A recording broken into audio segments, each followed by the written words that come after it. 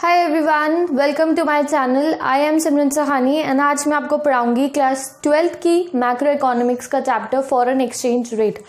तो ये foreign exchange का सेकंड पार्ट है। फर्स्ट पार्ट की जो वीडियो है जिसमें मैंने आपको फॉरेन एक्सचेंज रेट के बारे में समझाया है, क्या होता है फॉरेन एक्सचेंज, उसका लिंक आपको डिस्क्रिप्शन में मिल जाएगा।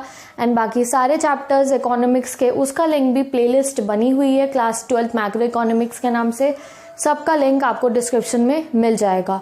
सेकेंडली, ऑल द स्टूडेंट्स जिसको भी इकोनॉमिक्स के नोट्स चाहिए वो उसको मेरी ब्लॉग साइट पर से सारे नोट्स मिल जाएंगे इकोनॉमिक्स के हर चैप्टर के।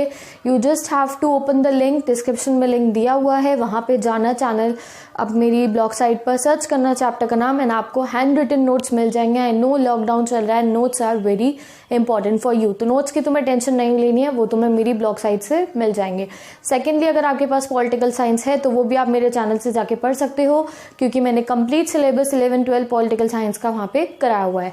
सो let's not waste more time and जल्दी से हम अपना चैप्टर स्टार्ट करते हैं, फॉरेन एक्सचेंज। तो फॉरेन एक्सचेंज चैप्टर में अब हम अपने टॉपिक पर आ गए हैं, डिमांड फॉर फॉरेन एक्सचेंज।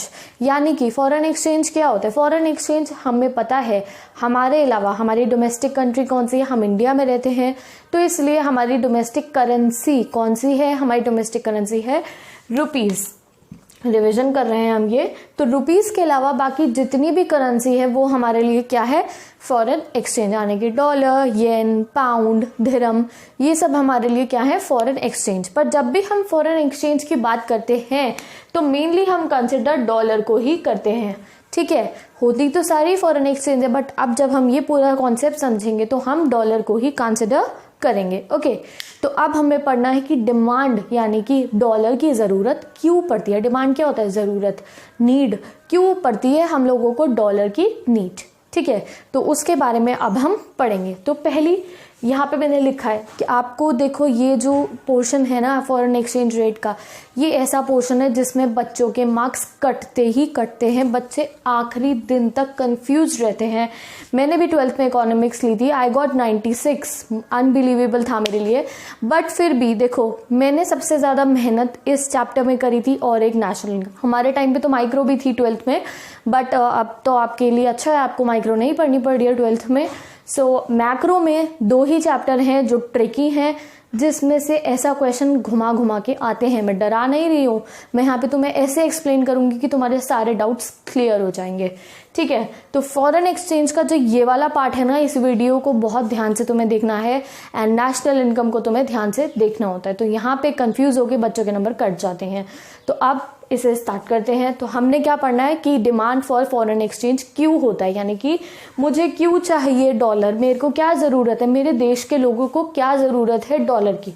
तो क्यों होती है ज़रूरत? यहाँ मैंने लिखा है, for making payments of imports of goods and services from a foreign country. Currency लिख दिया यहाँ पे मैंने। यानी कि अगर मैंने कोई इम्पोर्ट कराया है सामान, सपोज करो मैंने क्या मंगाया है, सपोज करो मैंने अमेरिका से अपने लिए एक आईफोन मंगा लिया है, ठीक है, या फिर मैंने वहां से कोई अपने लिए सॉफ्टवेयर या कोई टेक्नोलॉजी मंगा ली है, तो ऑब्वियस है कि मुझे उन्हें पेमेंट करनी पड़ेगी। मैंने आईफोन मंगाया है अमेरिका से तो मुझे उन्हें पे करना है। अगर मैंने कोई टेक्नोलॉजी मंगाई है या हमारी गवर्नमेंट ने कोई टेक्नोलॉजी मंगाई है तो उन्हें पे करना पड़ेगा अमेरिका को।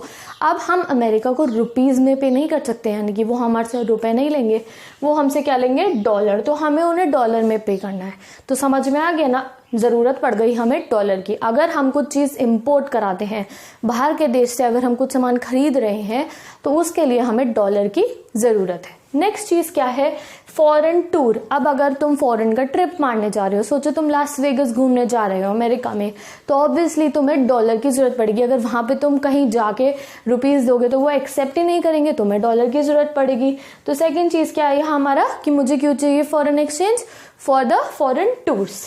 थर्ड चीज़ क्या है आपकी? To buy assets. अब सोचो मैं कुछ ज़्यादा ही अमीर हो गई हूँ, मेरे काफ़ी अच्छे पैसे कमाने लगी हूँ मैं, तो मैंने सोचा कि मैं कुछ एसेट खरीद लेती हूँ, जाके कोई प्रॉपर्टी खरीद लेती हूँ अमेरिका में, कुछ इन्वेस्ट कर देती हूँ। तो ऑब्वियस है उसके लिए भी मुझे कोई पैसे चाहिए। कौन से पैसे चाहिए? डॉलर चाहिए मेरे को। या फिर अगर मुझे अमेरिका से जाके कोई मशीन खरीदनी है, कोई ऐसी मशीन जो मेरे बिजनेस में मुझे हेल्प करेगी, तो उसके लिए भी मुझे क्या चाहिए? अगर मैं अमेरिका से जाके मशीन खरीदूंगी तो मुझे डॉलर्स में पे करना पड़ेगा, तो उसके लिए भी मुझे क्या चाहिए? डॉलर चाहिए। फोर्थ चीज आती है आपकी यूनिलेटरल ट्रांसफर्स। यूनिलेटरल ट्रांसफर्स मैंने आपको बताया था बीओपी चैप्टर में कि वो ट्रांसफर होते हैं जो सिर्फ वन साइड होते हैं। यूनिलेटरल ट्रांसफर्स में मेनली गिफ्ट आते हैं। सपोज करो कि मेरी कोई कजन रहती है अमेरिका में, अब मैंने उसको गिफ्ट भेजा है, तो जो गिफ्ट मैं उसे भेजूंगी ऑब्वियस है वो डॉलर्स में पे किया जाएगा। या फिर मैंने कोई डोनेशन दे दी अमेरिका के किसी फंड में, तो वो भी डॉलर्स में जाएंगी। या फिर मैंने कोई, हमारी कंट्री ने हेल्प करी, सपोज हाइपोथेटिकल सिचुएशन हो, हमारी कंट्री ने अमेरिका की किसी चीज़ में मदद करी है, तो वो सब चीज़ जो यूनिलेटरल ट्रांसफ़र है, डोनेशन वगैरह, ये सब किस में आती है, ये हमारा जिस उसी करेंसी में पे होगा, यानी डॉलर में ही पे होगा। तो अब आपको समझ में आ गया होगा कि क्यों हमें डॉलर्स की यानी कि फॉरेन एक्सचेंज की हमें ज़रूरत पड़ती है। Now we have to study that कि जो डिमांड है, rise in demand of foreign exchange. अब आपको ये पढ़ना पड़ेगा कि जो ये फॉरेन एक्सचेंज है इसकी डिमांड कब बढ़ती है और कब कम होती है। आप सोचो नॉर्मल सिचुएशन, बोर्ड पे मत देखो, मुझे देखो, नॉर्मल सिचुएशन सोचो कि कभी किसी चीज़ की डिमांड क्यों बढ़ती है, किसी चीज़ की डिमांड बढ़ती क्यों है, कब बढ़ेगी। आप सपोज करो कि आपको किसी चीज़ की डिमांड क्यों बढ़ रही है, तब बढ़ेगी जब उसका प्राइस क्या होगा, उसका प्राइस कम होगा। सपोज करो नॉर्मली 50,000 का आईफोन मिल रहा है, मैं हाइपोथेटिकल दे रही हूँ, 50,000 का आईफोन मिल रहा है और ऐसा कुछ हुआ कि आईफोन आपको 40,000 में मिलने लगा है, तो हर कोई चाहेगा कि यार 10,000 रुपये सस्ता मिल रहा है, मैं खरीद लेता आईफोन को। तो क्या होता है, हमेशा माइक्रो में भी आपने पढ़ा था, जब भी किसी चीज़ का प्राइस कम होता है तो ऑब्वियस है कि उसकी जो डिमांड है वो बढ़ जाती है। मैंने क्या कहा कि आईफोन का प्राइस 50,000 से कम हो गया, कितना हो गया, 40,000 हो गया, तो तुम हर बच्चा चाहेगा कि हम लोग आईफोन खरीद लें, 10,000 सस्ता मिल रहा है, घर वालों से हम रिक्वेस्ट करनी स्टार्ट कर देंगे। तो ये एग्जाम्पल मैंने क्यों दिया, ये तुम हमेशा याद रखना कि अगर कभी किसी चीज़ का प्राइस कम होता है तो उसकी डिमांड बढ़ जाती है। ठीक है, तो अब हम पढ़ेंगे कि जब फॉरेन एक्सचेंज यानी डॉलर की वैल्यू जब कम होती है तो ऑब्वियस है कि उसकी डिमांड बढ़ जाएगी। So let's explain this view with an example. Okay, तो चलो पढ़ते हैं। अब तुम सोच रहे हो कि मैंने बोर्ड पे लिखा हुआ रब क्यों कर दिया, बिकॉज आई थॉट कि तुम्हें एक फ्रेश एग्जाम्पल देती हूँ, तुम्हारे सामने जब ये सॉल्व होगा तो तुम्हें समझ में आएगा कि डिमांड जो है हमारी फॉरेन एक्सचेंज की यानी कि हमारी डॉलर की डिमांड क्यों बढ़ती है। हम अब इसको समझेंगे। ठीक है, अब हमने लिया है $1 इज इक्वल्स टू ₹72, यानी कि $1 इज इक्वल्स टू 72 रुपीज़ है। अगर मुझे अमेरिका से कुछ खरीदना है, अगर मुझे वहाँ से सपोज करो $1 का कुछ खरीदना है, तो मुझे वहाँ पे 72 रुपीज़ उनको देने पड़ेंगे। ठीक है, तो मैं कितने दे रही हूँ अभी, मैं 72 दे रही हूँ।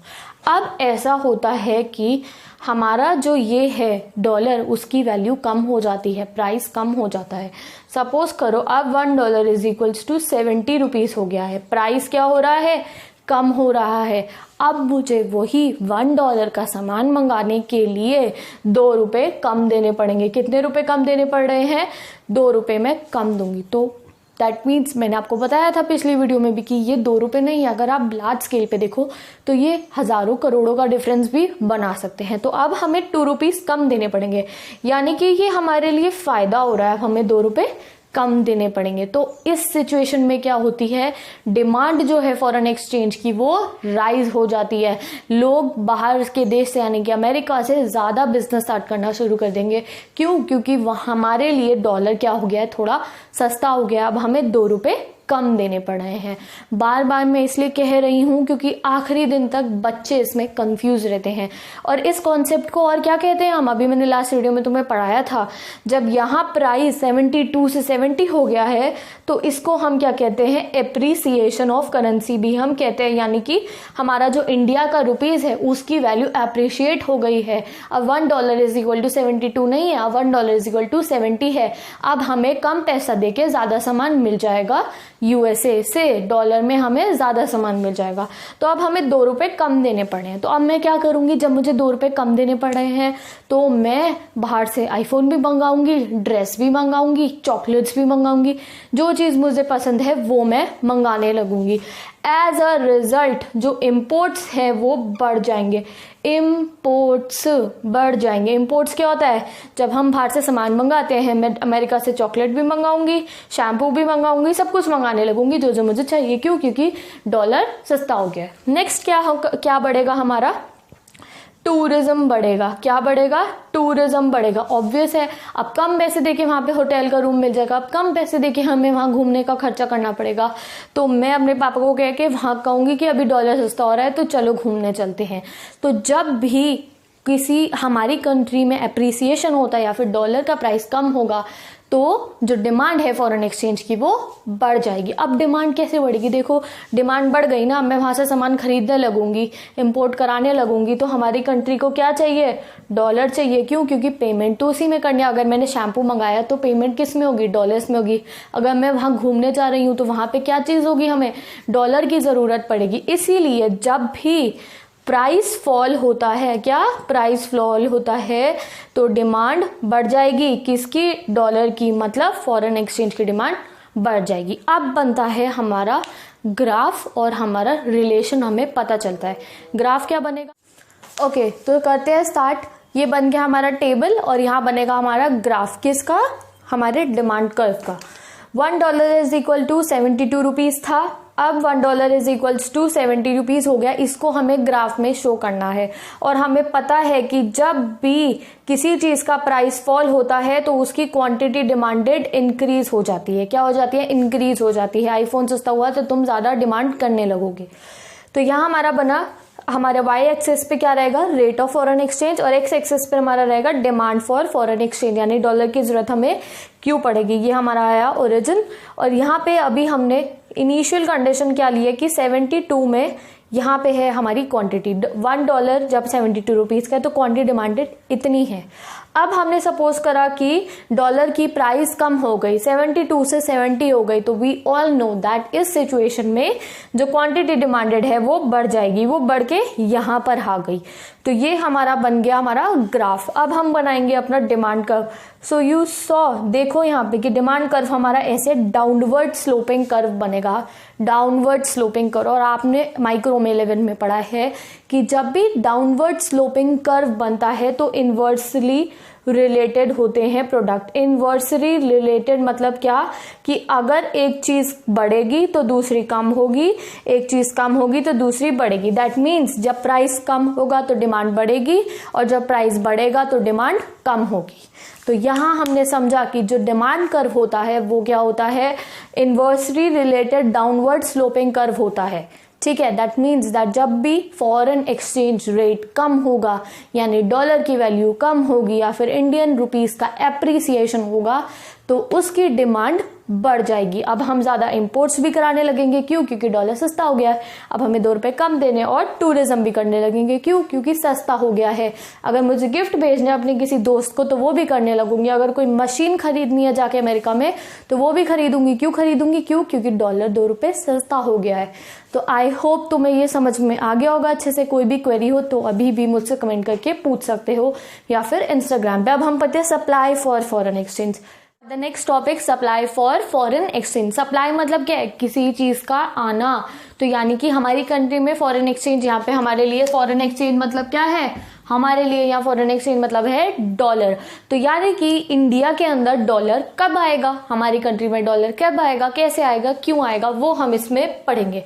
तो सबसे पहली चीज डॉलर कब आता है, जब हम एक्सपोर्ट करते हैं। यानी कि मेरी कोई ऑर्गेनिक फर्म है, मैं वेजिटेबल्स उगाती हूँ और मुझसे बाहर के देश के लोग यानी अमेरिका वाले मुझसे वो खरीदते हैं, तो मैंने उन्हें वेजिटेबल्स भेजी, बदले में वो मुझे डॉलर में पेमेंट कर देंगे।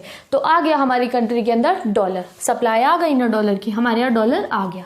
नेक्स्ट चीज क्या हो गई, investment done by non resident. Investment मतलब कि डोमिनोज पिज्जा आया अमेरिका से, तो वो जब आके यहाँ पे इन्वेस्ट कर रहा है तो ऑब्वियसली वो हमारी कंट्री में क्या आ रहा है, हमारी कंट्री में डॉलर आ रहा है।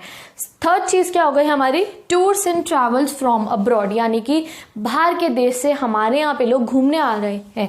फॉरेनर्स जब हमारे यहाँ ताजमहल घूमने आते हैं तो वो अपनी जेब में डॉलर रख के लेकर आते हैं, फिर वो यहाँ इंडिया में आके अपने पैसे देके वो एक्सचेंज करा लेते हैं, मनी ले लेते हैं। तो यू अंडरस्टैंड, जब वो हमारी कंट्री में आएंगे तो हमारी कंट्री में क्या होगी, सप्लाई ऑफ डॉलर। नेक्स्ट चीज क्या हो गई, गिफ्ट्स एंड यूनिलेटरल ट्रांसफर, यानी कि अगर किसी ने डोनेशन दे दी हमें अमेरिका से या हमें किसी ने गिफ्ट दे दिया तो भी हमारे पास डॉलर आ जाएगा। फिफ्थ चीज क्या हुई हमारी, रिकवरी ऑफ लोन्स, यानी कि अगर सपोज करो हमारी गवर्नमेंट ने अमेरिका के यहाँ या फिर हमारी किसी लोकल कंपनी ने अमेरिका के किसी बंदे को लोन दिया है और जब वो लोन हमें वापस मिलेगा तो हमारी रिकवरी हो जाएगी और हमें सप्लाई हो जाएगी हमारे पास डॉलर की। तो इन सब सिचुएशंस में हमारे पास सप्लाई आ गई किसकी, डॉलर की, यानी फॉरेन एक्सचेंज हमारे पास आ गया। तो यू अंडरस्टैंड दैट हमारे यहाँ डॉलर आ गया है। अब हम पढ़ेंगे कि डॉलर कब ज्यादा आते हैं, यानी कि rise in supply of foreign exchange कब होता है and fall in supply of foreign exchange कब होते हैं, यानी कि डॉलर कब ज्यादा आएगा और कब डॉलर कम आएगा। तो लेट्स स्टडी। तो अभी हमने डिमांड फॉर फॉरेन एक्सचेंज में पढ़ा था कि there is an inverse relation, यानी कि डिमांड बढ़ेगी जब प्राइस कम होगा और प्राइस बढ़ेगा तो डिमांड कम होगी। बट सप्लाई के साथ ऐसा नहीं होता।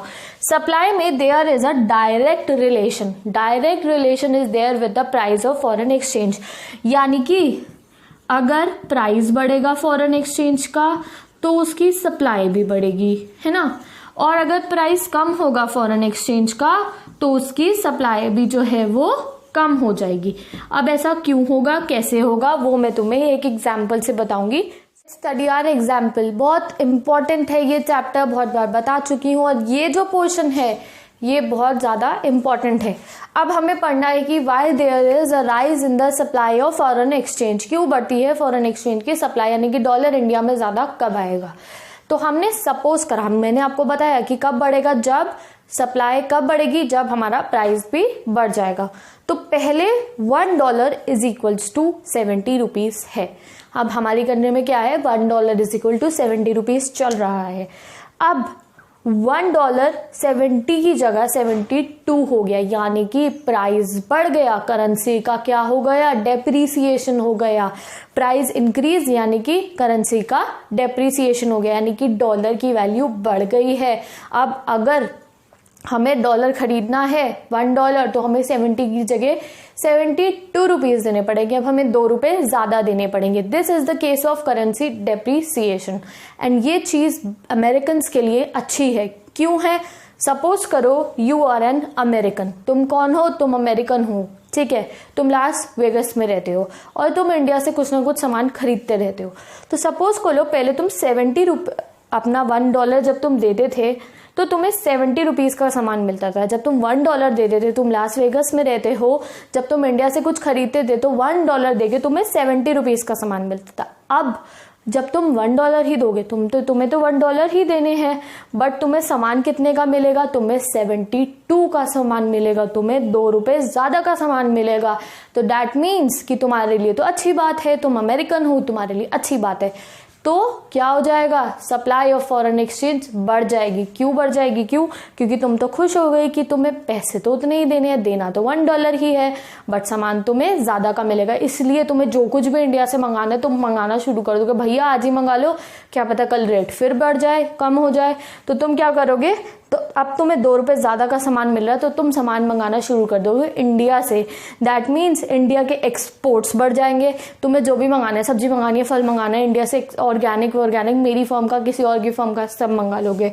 और क्या, अगर तुम्हें घूमने आना है इंडिया के अंदर तो तुम्हें पता है कि अभी तुम आओगे तो तुम्हें 2 रुपए सस्ता मिलेगा, तुम्हारे को अपनी जेब से कम खर्चा करना पड़ेगा, तुम्हें ज्यादा की चीज मिलेगी, तो तुम घूमने भी आ जाओगे। और अगर तुम्हें कोई इन्वेस्टमेंट करनी होगी तो तुम वो भी कर दोगे। तो दैट मीन्स जब भी हमारी करेंसी का डेप्रिसिएशन होगा, यानी कि डॉलर की वैल्यू जब बढ़ेगी, प्राइस राइज होगा, तो सप्लाई बढ़ जाएगी हमारी फॉरेन एक्सचेंज की। नाउ हम इसका बनाएंगे क्या, डायग्राम बनाएंगे। बहुत इंपॉर्टेंट है, ऐसे क्वेश्चन एग्जाम में आएंगे ही आएंगे। तो यहाँ हमने लिया है कि इनिशियल स्टेज क्या है हमारी, $1 इज इक्वल्स टू 70 रुपीज और अब $1 इज इक्वल टू 72 हो गया है। $1 कितना था, 70। तो हमारी क्वांटिटी डिमांडेड कहाँ थी, यहाँ पे। एंड वी ऑल नो कि जब भी प्राइस राइज होता है तो हमारी सप्लाई भी बढ़ जाएगी।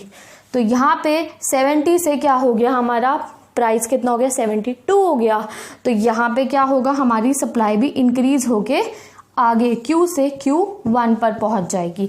तो that means that whenever there is a rise in the price there is always rise in the supply of foreign exchange also.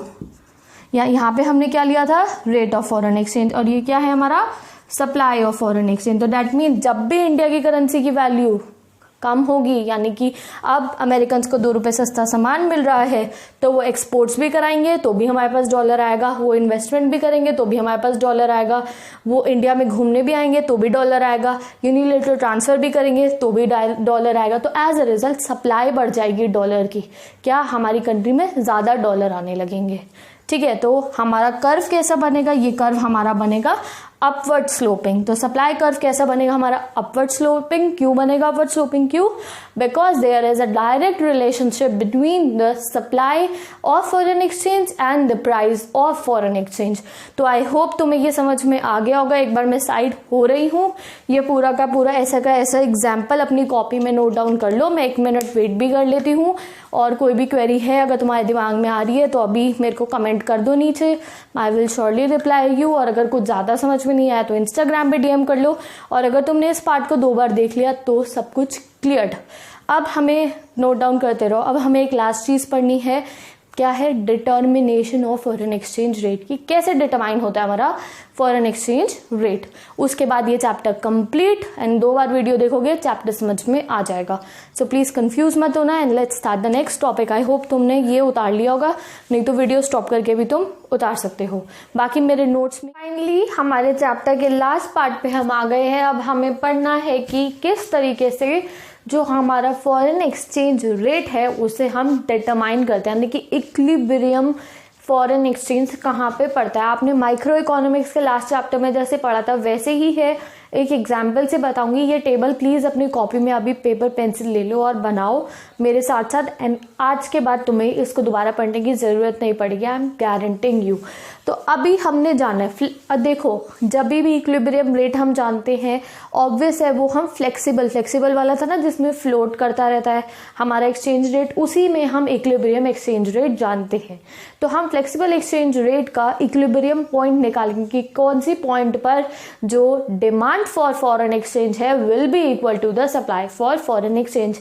अब तुम सोच रहे होगे, मैं बार बार कह रही हूँ इक्विलिब्रियम पॉइंट पे क्या होता है, इक्विलिब्रियम क्या है, फॉरेन एक्सचेंज का इक्विलिब्रियम।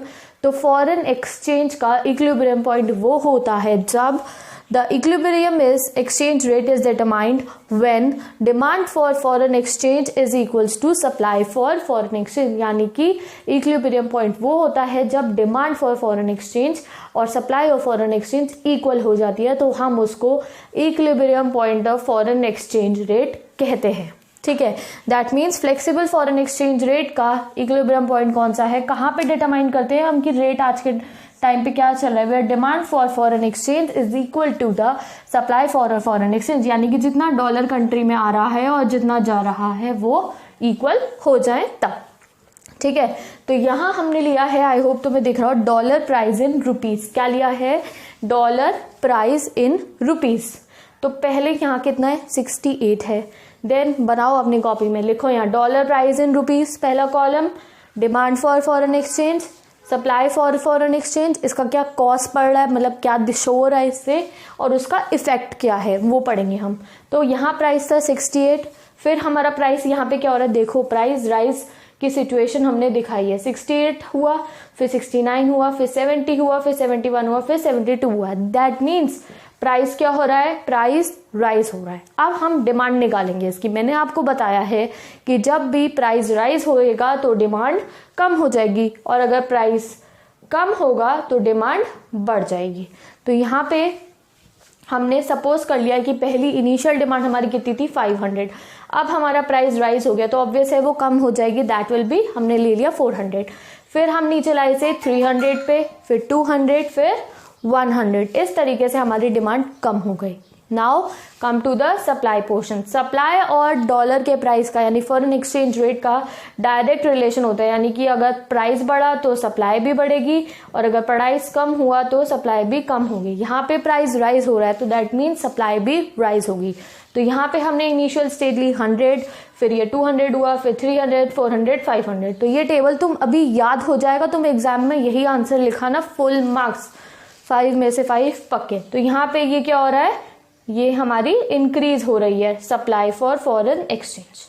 तो यहाँ तुम्हें क्लियरली दिख रहा है कि कौन सी जगह तुम्हें ऐसी दिख रही है जहाँ पे डिमांड फॉर फॉरेन एक्सचेंज और सप्लाई फॉर फॉरेन एक्सचेंज सही है। बताओ, देखो, डोरा द एक्सप्लोरर जैसे पूछती है वैसे ही पूछ रही हूँ मैं, कहाँ है।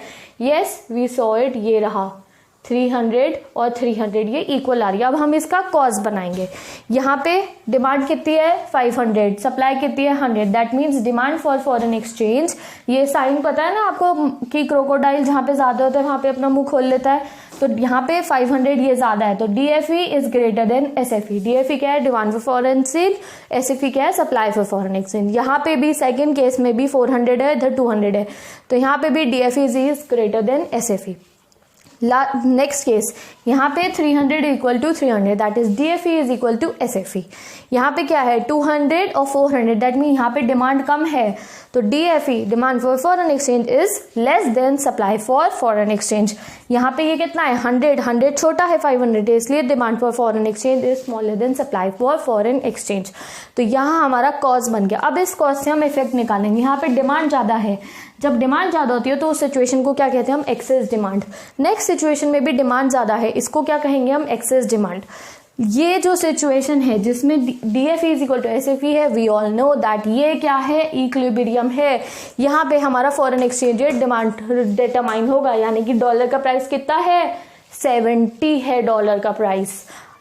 एन ये क्या हुआ, हमारी नेक्स्ट केस क्या हुआ, जहाँ पे डिमांड कम है सप्लाई ज्यादा है, तो इस सिचुएशन को क्या कहते हैं, एक्सेस सप्लाई, और इस सिचुएशन को भी क्या कहेंगे, एक्सेस सप्लाई। अब बनेगा इसका डायग्राम, यानी कि इसका ग्राफ, इसका इमोजी बनाएंगे अब हम कि किस तरीके से ये जो सिचुएशन है ये शो होगी। तो लेट्स मेक अ ग्राफ। ये आपकी y एक्सेस हो गई, ये आपकी x एक्सेस हो गई, ये ओरिजिन हो गया। यहाँ पे हम क्या लेंगे, demand and supply of foreign exchange, यानी कि ये दोनों चीजें हम यहाँ पे लेंगे। और यहाँ पे क्या लेंगे हम, फॉरेन एक्सचेंज का रेट इन डॉलर। ठीक है, तो पहले हमने इक्विलिब्रियम पॉइंट बना लिया अपना। इक्विलिब्रियम पॉइंट क्या था हमारा 70, और 70 पे डिमांड कितनी है 300 और सप्लाई भी कितनी हमारी 300, तो ये पॉइंट आ गया आपका इक्विलिब्रियम का। अब हम क्या करेंगे, प्राइस को इन दोनों को लेंगे बस। सपोज करो प्राइस कम हो जाए, 70 से कितना हो गया 69 हो गया, तो इस सिचुएशन पे 69 पे आपकी डिमांड कितनी है 400, डिमांड बढ़ गई, हम इसको ले आए इधर 400 पे। और इस सिचुएशन पे 69 पे हमारी सप्लाई कितनी है 200, तो सप्लाई हमने बना दी 200, डन। 69 का हमने काम कर दिया। अब हमने लिया अगर प्राइस राइज हो जाता है, यहाँ पे प्राइस कम हुआ था, यहाँ पे अगर प्राइस राइज हो गया 71 हो गया अगर प्राइस, तो 71 पे हमारी डिमांड कितनी है 200 है, तो यहाँ आ गई हमारी डिमांड 200। और 71 पे हमारी सप्लाई कितनी है 400, इधर आ गई हमारी सप्लाई। कंफ्यूज मत हो, पहले पूरा ये बनाओ, ठीक है। तो ये हमारा बन गया। अब हम बनाएंगे अपना, पहले क्या बनाएंगे हम, अपना डिमांड कर्व बनाएंगे। डिमांड कर्व कहां से जाएगा हमारा, ये रहा हमारा डिमांड कर्व। 400 आई इधर, इधर क्या आई 300, और इधर कितनी आई हमारी 200। ये जा रही है ना हमारी डिमांड कर्व 400, 300, 200। तो this is our demand curve. अब हमारा सप्लाई कर्व कहाँ है, ये रहा अपवर्ड स्लोपिंग हमारा, ये रहा सप्लाई कर्व। क्यों, पहले हमारी डिमांड कितनी हुई 200, ये रही, फिर कितनी हुई 300, ये रही, फिर कितनी हुई हमारी 400, ये रही। तो इस तरीके से हमारा डिमांड और सप्लाई कर्व कहाँ पे मीट कर रहा है, यहाँ पे मीट कर रहा है इक्विलिब्रियम पर, जहाँ पे 300 इज इक्वल टू 300 है। This is the situation where the DFE is equal to SFE। यहाँ पे हमारा इक्विलिब्रियम रेट डिटरमाइन होगा। और ये जो एरिया है, ये ये एरिया है हमारा एक्सेस सप्लाई का, और ये जो नीचे वाला एरिया है इसको हम कहते हैं एक्सेस डिमांड। आई नो तुम्हें अभी कूचड़ मूचड़ सा हो गया है, बट इसका आपको मिल जाएगा ग्राफ मेरे नोट्स के अंदर फिर से। सो विद दिस हमारा ये जो टॉपिक है वो कंप्लीट हो गया है। Mainly excess demand excess supply को छोड़ो, मेनली हमने यहाँ पे इक्विलिब्रियम डिटरमाइन कर लिया है। ये जो ऊपर वाला पोर्शन होगा उसमें ऊपर लिख देना एक्सेस सप्लाई और नीचे वाले में लिख देना excess demand. So with this हमारा ये चैप्टर भी कंप्लीट। नोट्स मिलेंगे ब्लॉग साइड पे। तुम्हें क्या करना है, तुम्हें प्लीज आई रिक्वेस्ट यू, जितने भी कॉमर्स के स्टूडेंट है या जिनके पास भी इकोनॉमिक्स है उनके साथ प्लीज़ मेरी वीडियो को शेयर कर देना, बिकॉज इकोनॉमिक्स तो मैंने अभी पढ़ानी शुरू कराई है। तो प्लीज़ इकोनॉमिक्स के स्टूडेंट्स वीडियो को शेयर कर दो। एंड इन दिनों बच्चों को बहुत ज़्यादा ज़रूरत है, लॉकडाउन चल रहा है, घर पे बैठ के पढ़ाई करने की। देखो इकोनॉमिक्स ऐसा सब्जेक्ट है जो अगर लॉकडाउन बहुत ज़्यादा बढ़ गया तो बाद में तुम्हें सब कुछ कवर करना डिफिकल्ट होगा। तो अपने फ्रेंड्स की भी हेल्प करो, उन्हें वीडियो को शेयर करो, नोट्स भी तुम्हें मिल जाएंगे। So please like share and subscribe अगर चैनल को नहीं करा है तो जल्दी से कर दो, और मुझे कमेंट करके ज़रूर बताना कि वीडियो कैसी लगी, कैसा समझ में आया। कोई क्वेरी हो तो पूछ सकते हो। Follow me on Instagram and मैं मिलूंगी आपको नेक्स्ट वीडियो में, जिसमें मैं आपको पढ़ाऊंगी government budget and the economy. So with this we complete the chapter. I will meet you in the next video. Till then bye bye, like share and subscribe.